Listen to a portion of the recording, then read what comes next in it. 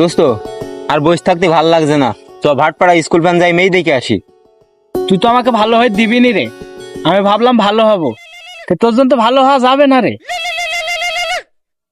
একটা মিনিট, মা ফোন দিছে। হ্যাঁ মুখী হয়েছে।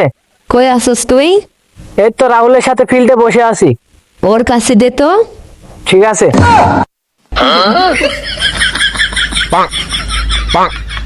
আসসালামু আলাইকুম আন্টি। ওয়ালাইকুম আসসালাম, কেমন আছো? আলহামদুলিল্লাহ ভালো আছি। ও কি তোমার সাথে আছে? জি, ও আমার সাথে আছে। আচ্ছা, ওকে যেন কোনো খারাপ ছেলের সাথে মিশতে দিও না। আচ্ছা, সমস্যা নেই। নামাজ পড়া শিখাইও। জি।